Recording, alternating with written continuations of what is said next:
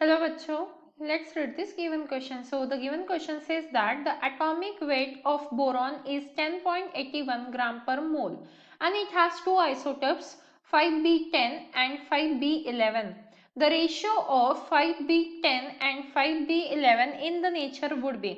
तो देखिए बच्चों, क्वेश्चन में हमें बोला गया है कि बोरॉन का एटॉमिक वेट कितना है 10.81 ग्राम पर मोल और उसके पास दो आइसोटोप्स है जैसे 5b10 और 5b11। तो हमें इन दोनों का रेशियो फाइंड आउट करना है। तो उसके लिए हमारे पास 4 ऑप्शंस है जिसमें से हमें करेक्ट ऑप्शन को सिलेक्ट करना है। अब इस क्वेश्चन को सॉल्व करने के लिए हमारा की कंसेप्ट क्या रहेगा? हमारा की कंसेप्ट रहेगा एम एवरेज। एम क्या है? हमारा मास नंबर। तो की कंसेप्ट में क्या आ जाएगा? M average is equals to P1M1 plus P2M2 divided by क्या रहेगा हमारा P1 प्लस P2। अब P क्या है? हमारा परसेंटेज है और M1 M2 क्या है? मास नंबर है। तो लेट हमें क्या करना पड़ेगा? कंसिडर करना पड़ेगा क्योंकि हमें पता नहीं है कितने परसेंटेज है किस आइसोटोप के। तो इसीलिए हम क्या करेंगे? कंसिडर करेंगे। Let percentage of 5b10 isotope is x। तो बचे हुए के कितने रहेंगे? देन 5b11 के परसेंटेज कितने रहेंगे? 100 माइनस एक्स, क्योंकि टोटल परसेंटेज तो 100 रहता है। तो एक का अगर हमने x कंसिडर कर लिया तो बचे हुए का कितना रहेगा? 100 minus x.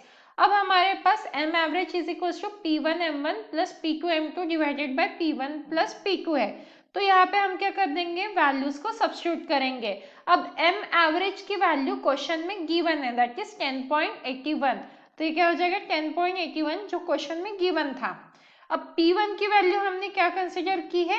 x into M1। तो M1 क्या रहेगा हमारा? यहाँ पे M1 को हम कंसिडर करेंगे 10, क्योंकि यहाँ पे 10 आप देख सकते हो। तो M1 क्या हो जाएगा हमारा? 10।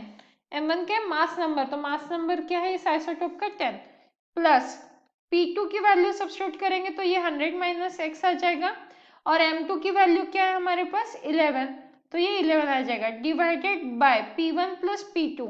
दोनों मिला के परसेंटेज कितने होंगे? 100%। तो अब हमें क्या करना है? सिंपल इस क्वेश्चन को सॉल्व करना, इस इक्वेशन को सॉल्व करना है और आंसर फाइंड आउट करना है।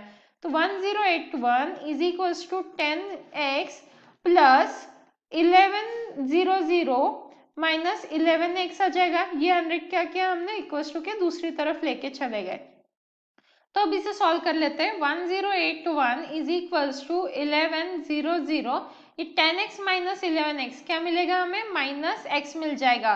तो x इज इक्वल्स टू क्या हो जाएगा हमारा? 1100 माइनस 1081, मतलब x की वैल्यू क्या है? 19। हमें फाइंड आउट क्या करना था? रेशो। तो अभी हमारा आंसर कंप्लीट नहीं हुआ है। तो x इज इक्वल्स टू 19 आया है। तो हमारा परसेंटेज जो हमने कंसिडर किया था, जैसे 5b10 का परसेंटेज कितना है? 19%। बचा हुआ 5b11 का परसेंटेज कितना रहेगा? 100 माइनस 19, तो वो आ जाएगा 81।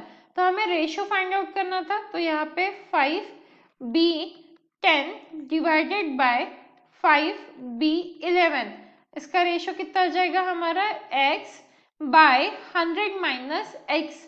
100 माइनस एक्स, तो x की वैल्यू कितनी है? 19 और 100 माइनस एक्स, 100 माइनस 19 कितना आ जाएगा? 81।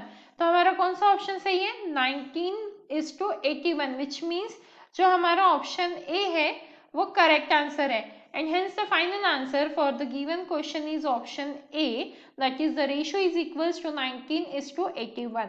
Hope you understood it well. Best of luck.